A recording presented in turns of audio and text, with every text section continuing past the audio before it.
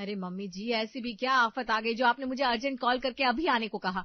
बेटा बात ही ऐसी थी कि फोन पर हो नहीं सकती थी, इसलिए मैंने कहा तू भी यहाँ आ जा। तेरे पापा भी अभी आते ही होंगे, सब साथ में बैठकर डिस्कस कर लेंगे। हे भगवान! अरे मम्मी, इतनी सी बात है, इसके लिए आपने मुझे 500 रुपए कैब बुक करके इतनी दूर से बुलाया। ये बात आप मुझे फोन पर बता देती ना।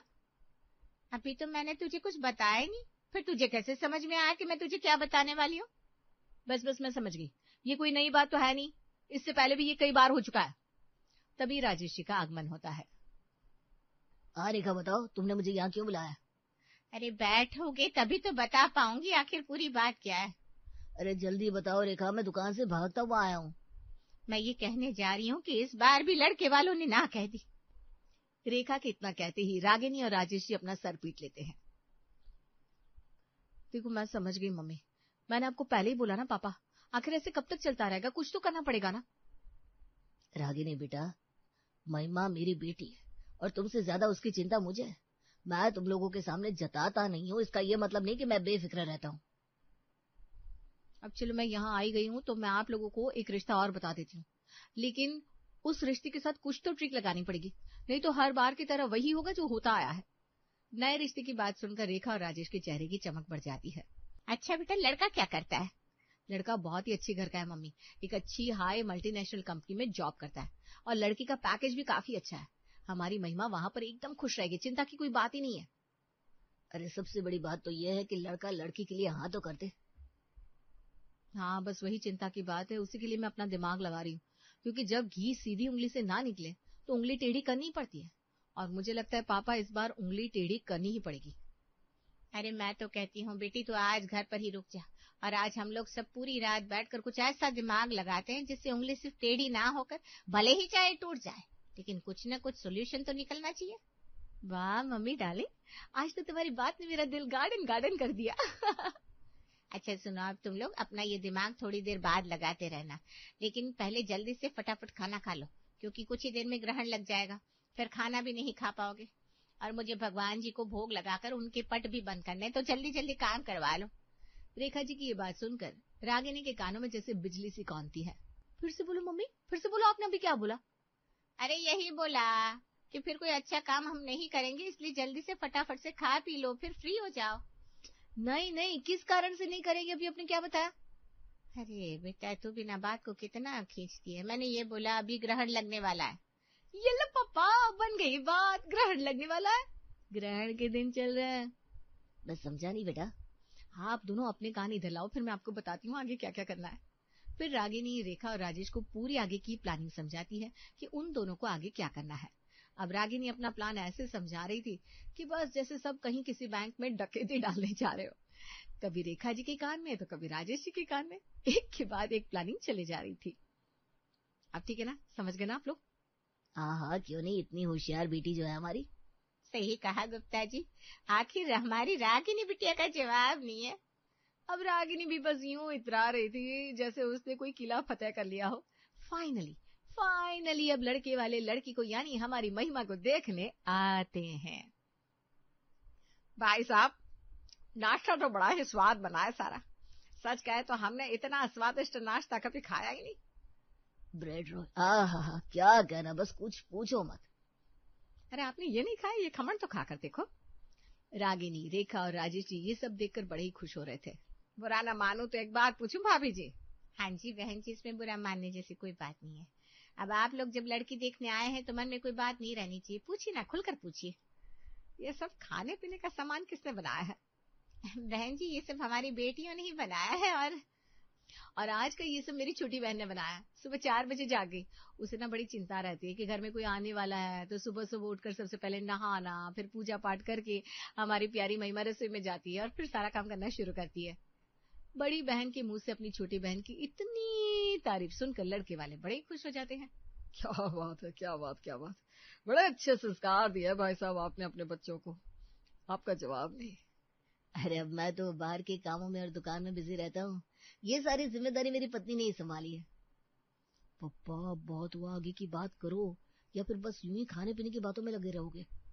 क्या हुआ बेटा, कोई चीज चाहिए क्या? मुझे बताओ, लगता है आपका बेटा भी हमारी बेटी की तरह बड़ा शर्मीला है। बिल्कुल सही कहा बहन जी, हमारा नितिन एकदम ही बड़ा शर्मिला है, क्या ही बताऊं।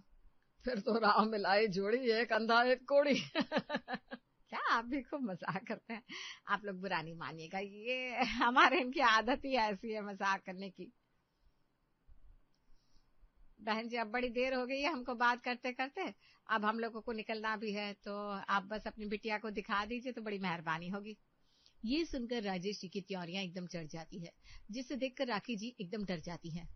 क्या हुआ भाई साहब, मुझसे कुछ कहने में गलती हो गई क्या? नहीं नहीं बहन जी, बस आपने लड़की दिखाने की बात की ना, तो ये हमारे इनको पसंद नहीं आई। अरे ये मेरी धर्मपत्नी जी की आदत ही है, बड़ी ही बड़ बोली है। ये दिखाइए नहीं, मतलब मिलवा दीजिए। हाँ भाई साहब, अब आपने बिल्कुल सही शब्द बोला है। अरे बेटी है हमारी, कोई दुकान में रखा गुलदस्ता थोड़ी ना है जो दिखा दीजिए। हाँ मिलवाते हैं, जरूर मिलवाएंगे भाई।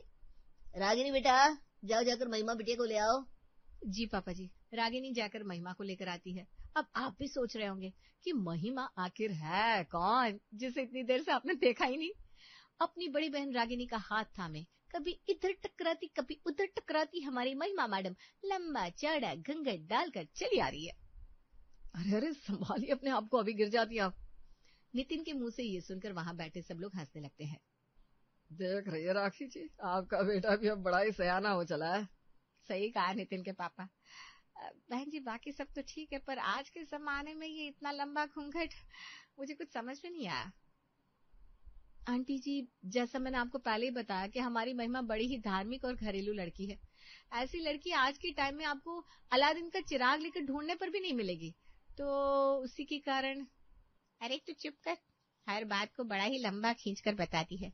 बहन जी साफ सीधी सी बात इतनी है कि अभी ग्रहण के दिन चल रहे हैं ना, तो हमारे यहाँ इन दिनों में लड़की का चेहरा नहीं दिखाते।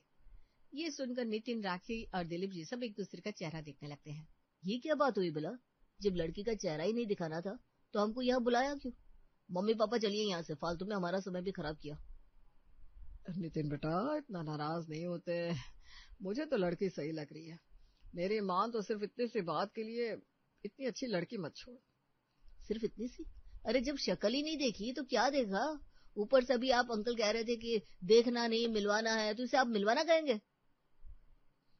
जी बिल्कुल कहेंगे, आप मिलिए, बैठिए, बात कीजिए हमारी बेटी से, हमें कोई एतराज नहीं है, बस वो घूंघट की आड़ में।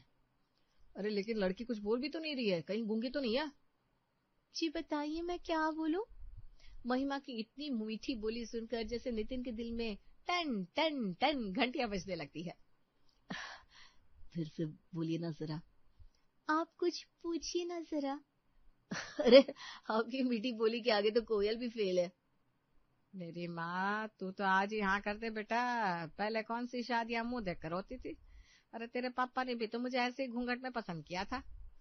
अच्छा माँ, लेकिन आपने मुझे आज तक ये बात तो बताई नहीं। फिर ठीक है, कर दो रिश्ता पक्का। अगर बच्चे चाहे तो अकेले में मिल सकते हैं, अगर अपनी कोई बातचीत करनी है तो हमें कोई समस्या नहीं है। हाँ ये ठीक रहेगा। आओ मैं आप दोनों को छत पर छोड़ देती हूँ, फिर आप दोनों अपने मन की बात कर लेना। रागिनी महिमा और नितिन को छत पर छोड़ देती है। आप मुझे बड़ी ही पसंद आई महिमा जी। आज के टाइम में इतनी अच्छी सीधी सादी लड़कियां मिलती कहाँ। मुझे लगता है मुझे तो भगवान का शुक्रिया अदा करना चाहिए जो आप मुझे मिली। लेकिन मेरे लिए तो आप ही मेरे भगवान हैं, इससे ज्यादा मैं क्या ही कहूँ। अब तो नितिन के दिल में घंटियां नहीं, बड़े बड़े घंटे और घड़ियाल बजने लगते हैं। और फिर फाइनली दोनों का रिश्ता पक्का हो जाता है। फिर शादी के कुछ दिन पहले एक दिन नितिन महिमा को मिलने के लिए पार्क में बुलाता है। आज तो मैं अपनी महबूबा को पहली बार मिलूंगा। आय हाय मेरी महिमा चौधरी। ये दिल दीवाना दीवाना है, ये दिल दीवाने ने मुझको भी कर डाला। तभी सामने से महिमा सूट पहने और उस पर लंबा सा घूंघट ओढ़कर आती है। अरे बैठ जाइए, आपको देखकर सब हंस रहे हैं। घूंघट के अंदर से आती महिमा की आवाज सुनकर नितिन चौंक जाता है। महिमा, ये तुम हो? मैंने सोचा पता नहीं कौन है, लेकिन आज भी ये घूंघट। अब तो कोई ग्रहण भी नहीं है। अब ये घूंघट सीधा शादी के बाद ही उठेगा। अरे यार ये क्या बात हुई महिमा, मैं तो आज तुम्हें देखने के लिए कितना बेकरार था। हमारी शादी में बस बाकी है हफ्ते 4, ये 4 महीने लगे तो ये हफ्ते भी होंगे पार। हाय हाय हाय महिमा, तुम भी बड़ी शायराना हो। कोई नहीं, बस थोड़े ही दिन की बात है और अब तो मुझे तुम्हारी आवाज से भी प्यार हो गया है। देखते देखते शादी का दिन भी आ जाता है और अब दिलीप, राखी जी बड़े ही एक्साइटेड होते हैं अपनी प्यारी सी बहू को देखने के लिए। वधु को लाइए, फेरे का समय हो चला है। बहन जी महिमा कहाँ है, उसको जल्दी से लाइए, फेरे का समय कहीं बीत ना जाए। जी आंटी बस वो रेडी है, हम ला रहे हैं। तभी सामने से दुल्हन के जोड़े में सजी हुई हमारी महिमा आती है। लेकिन ये क्या, इस बार तो 1 फीट की जगह घूंघट पूरे 2.5 फीट का था। अरे नितिन, ये क्या बोला है भाई? क्यों, क्या हुआ भाई? सामने देख जरा, ये भाभी इतना लंबा घूंघट क्यों किया है? आज के टाइम में शादी में कौन घूंघट करता है? मैंने कहा था ना, मेरी वाली इस दुनिया से हटकर होगी, तो बस वही है। तो ऐसा क्या तेरी वाली में है? अभी तो बस 2 पैर हाथ दिख रहे हैं जो सबके होते हैं। अब जरा घूंघट हटवा तब पता चले कि क्या हटकर है भाई। अरे आज तक मैंने उसका चेहरा नहीं देखा, अब रुको, उसको आने तो, बैठने तो, तब देखना। समझ गया बेटा, तू तो गया काम से, बैठा रहे घूंघट की आड़ में। वधु को यहाँ बिठाइए। नितिन धीरे से महिमा के कान में कहता है। ये आज इतना लंबा घूंघट क्यों महिमा? हमारी फोटो भी ठीक से नहीं आएंगे। हमारी सगाई ग्रहण के दिनों में हुई थी ना, इसलिए शादी में भी घूंघट करना ही होगा, अब समझिए ना। अब नितिन के पास शांत बैठने के अलावा कोई चारा नहीं था, इसलिए वो शांति से बैठकर शादी संपन्न होने का इंतजार करने लगता है। शादी संपन्न होकर महिमा अपने ससुराल पहुंच जाती है। बहू अब तेरा गृह प्रवेश है, अब तो ये अपना घूंघट उठा ले, अब तो तेरी सगाई भी हो गई, शादी भी हो गई। वो मम्मी जी कल पूर्णमासी है ना, तो बस एक आखिरी पूजा है, उसके बाद ये घूंघट उठा दूंगी। अरे कोई बात नहीं बेटा, जैसा तुझे ठीक लगे। क्या आप भी हर हाल में नाराज होने लगती है? बच्ची है और अब हमारे घर की बहू है। राखी जी नितिन और महिमा का गृह प्रवेश करवाती है। आओ महिमा, मेरा हाथ पकड़कर सीधे सीधे चली आओ, वरना तुम्हें इस घर का कोई अंदाजा नहीं है, कहीं तुम गिर मत जाना। अब नितिन और महिमा अपने रूम में बैठे होते हैं। महिमा इट्स टू मच यार, ऐसे थोड़ी ना होता है। आपने अभी तक मेरी बात को माना है ना, तो बस एक दिन की बात और, प्लीज नितिन। नितिन अपना मन महसूस कर रह जाता है। तभी उसके फोन की घंटी बजती है और फोन उसके दोस्त रोहन का था। हाँ रोहन, बता क्या हुआ? क्या हुआ नितिन बाबू? लगता है गुलाब क्या कर गोभी का फूल पकड़ा दिया है तुमको। अरे कोई मतलब की बात हो तो बोल, वरना फोन रख प्लीज। छन्ने से जो टूटे कोई सपना, जगह सुनना सुनना लागे, जगह सुनना सुनना लागे, कोई रहे ना जब अपना।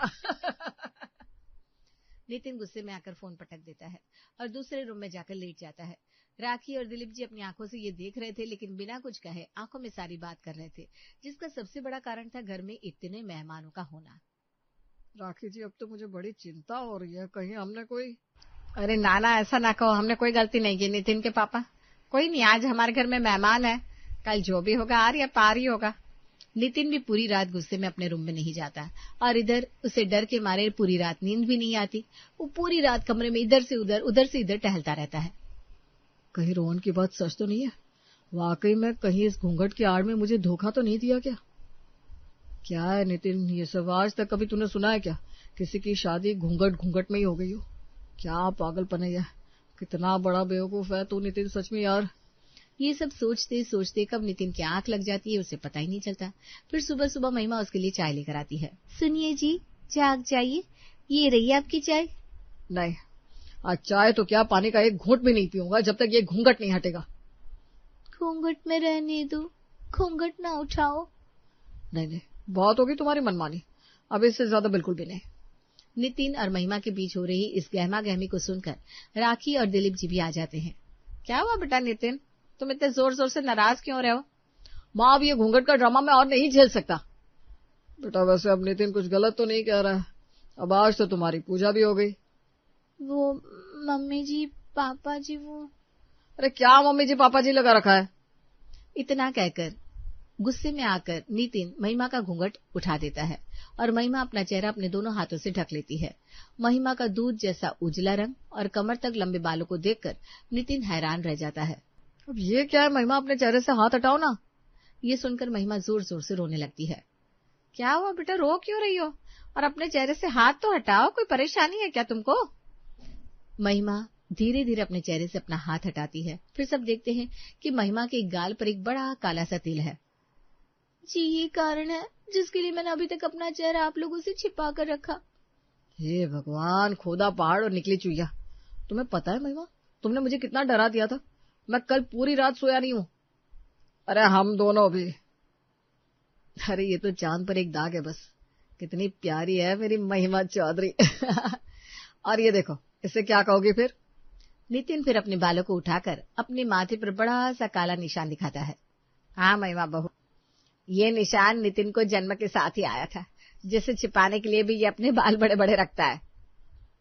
अब आपको बड़े बड़े बाल रखने की जरूरत नहीं है। और तुम्हें भी अपना प्यारा सा चेहरा यूं इस घूंघट में छिपाने की कोई जरूरत ना है। ये भी बचपन से अपने इस निशान के लिए बड़ा ही परेशान रहता था। फिर तो मैंने सही कहा था, राम मिलाए जोड़ी, एक अंधा एक कोड़ी। ये सुनकर सब हंसने लगता है।